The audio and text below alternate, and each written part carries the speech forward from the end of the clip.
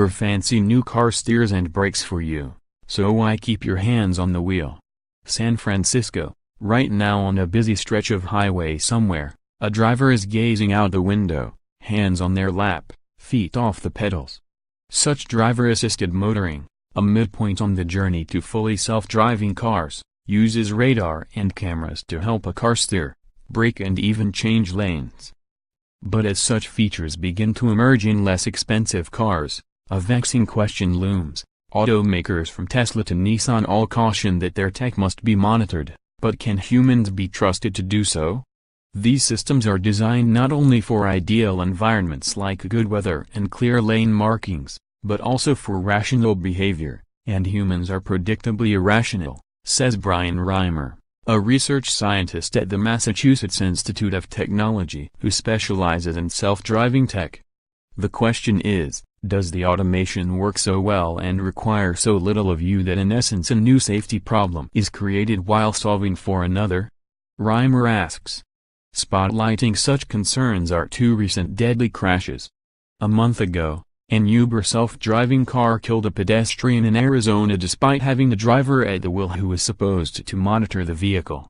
The incident has ignited debate over whether testing autonomous cars in public is appropriate. And a week later, a Tesla Model X in autopilot mode slammed into a concrete highway divider in Mountain View, California, killing driver Walter Huang. Huang's family is suing Tesla, but the company says Huang repeatedly ignored prompts to retake control of the wheel. While litigators skirmish over assigning blame, the death has caused some experts to wonder if such features are encouraging drivers to take more risks than the technology can handle.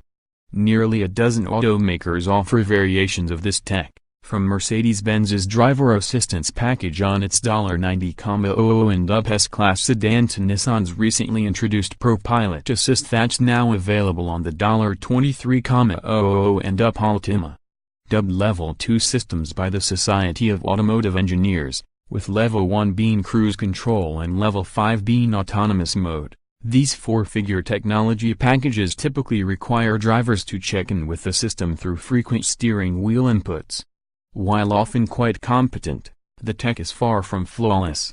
In every system I've tried, I've been able to discern situations where the car got confused, such as when lane lines drift away at an on-ramp, says Carl Brower, executive publisher of Cox Automotive.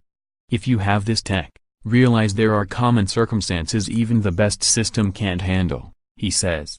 If you can't watch out for that, you shouldn't have it. Among the most innovative and ambitious driver assist systems on the market comes from General Motors, whose Super Cruise package lets drivers take hands off the wheel and feet off the pedals as the vehicle steers itself along any highway GM has mapped into the car's computer brain. Dubbed by GM the first hands-free driving technology for the highway, Super Cruise uses its tech to create a virtual center line in the lane which the car follows, and its mapped knowledge of the road's bends and elevation changes keeps the vehicle at a steady speed. The system will hassle you if you're not looking straight ahead. Using a driver-facing infrared camera that monitors head position, Super Cruise launches into a variety of warnings, ranging from chimes to shaking your seat, before bringing the car to a stop. We require the driver to be ready to take control of the vehicle at all times during operation, says Daryl Wilson, lead development engineer on Super Cruise, which bowed on the flagship Cadillac CT6 sedan. Yet despite the litany of warnings in manuals and in-car visual and auditory cautions, humans don't always listen to their better angels. Working against prudence is everything from nomenclature, Tesla's autopilot name even gets dinged by fans of the system, to advertising. Mercedes in 2016 had to pull its ad for the new E-Class, which boasted it was a self-driving car from a very self-driven company. Online videos feature drivers showing off what they can do while their car motors along on its own, with some hopping into the rear seats while ignoring visual and audio prompts to resume control. Some drivers are even willing to pay for help tuning out such warnings. For $179 you can buy an aftermarket plug-in device called Autopilot Buddy that promises to extend the use of autosteer on Tesla vehicles by reducing the check-in nag warnings. Technology can potentially help with the modern-day driving scourge that is distracted driving, a phenomenon that arrived with the cell phone and was exacerbated by the smartphone. Last year, 40,000 Americans died in traffic accidents, up 6% from 2015. But for every vehicle that saves the day by perhaps braking on its own before the driver sees the threat, there are other instances in which drivers get too comfortable that their vehicles have the situation in hand. A recent ISRANS poll found that 25% of buyers of driver assist tech disabled at least one feature since buying the car, and 29% said they found the in-car warnings a distraction. More, this Cadillac drives itself on the freeway, but don't look away. More, 30 states allow self-driving cars. Will this change now that a pedestrian was killed by one? More, Tesla car on autopilot crashes into fire truck. That concern with overtrust was a constant source of discussion when Nissan was developing its ProPilot Assist system, said Ryan Rumberger, senior project manager for Nissan's autonomous driving performance tests. In the end, the company went with a system that requires a driver to keep their hands on the wheel. You need to be ready to deal with people cutting in, people swerving. This is not a self-driving system, Rumberger says. You see all these recent accidents, and it definitely makes us look hard at what we built to make sure it doesn't happen with our products. Tesla has been in a particularly harsh spotlight for fatalities associated with autopilot. Despite the requisite cautions about the limits of the tech, CEO Elon Musk did not complain when users posted videos that touted the system's ability to cruise along unminded, often with the driver in the back seat. Actress Taylor Riley, Musk's ex-wife, even posted a video in 2016 driving on a highway with her hands off the wheel. Tesla's stance remains that it requires drivers to remain engaged and aware when auto steer is enabled. Drivers must keep their hands on the steering wheel. In the original call, with analysts, discussing autopilot, Musk talked about you being able to go from Los Angeles to San Francisco without touching the wheel, but in reality the system is just adaptive cruise control with smooth lane keeping assist, Gartner analyst Mike Ramsey says. Ramsey says the inherent danger of driver assist features is that the better and more consistently they work as advertised, the easier it is for humans to abdicate their responsibility at the wheel.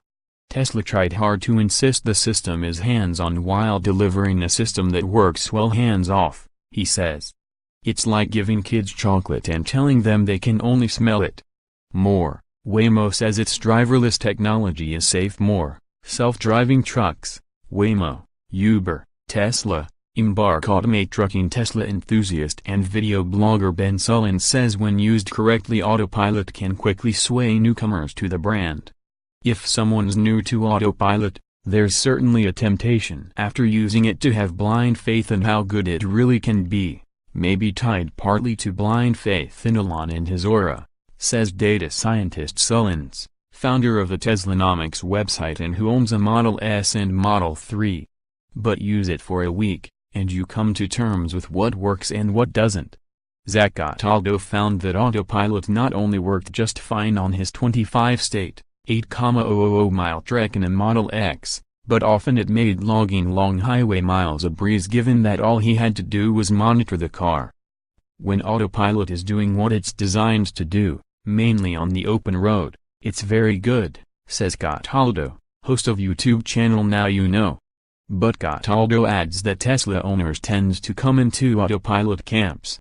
I've met drivers who swear by it, and others who say they never use it and would never trust it, he says. Personally, I think of my Tesla on autopilot as a 16-year-old driver, where I'm ready to take over because it doesn't know as much as I do. But maybe in a few months, it'll drive more like a 20-year-old. Tesla provided a long email outlining the many ways it tells owners to stay engaged when using autopilot. The system is constantly being tweaked by its engineers, who push out over-the-air updates. The company said in a blog post that the Mountain View crash happened at a spot that since the beginning of the year has been passed uneventfully 20,000 times by Teslas using autopilot.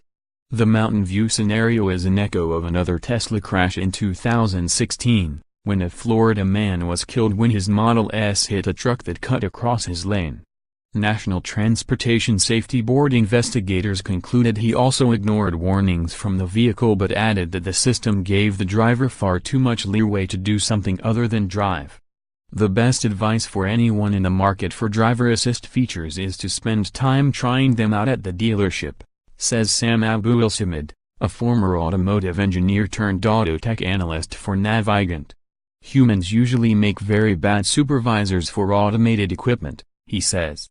We get used to the machines working well, so switching modes rapidly to human control can be tough. And on the road, things can happen very quickly.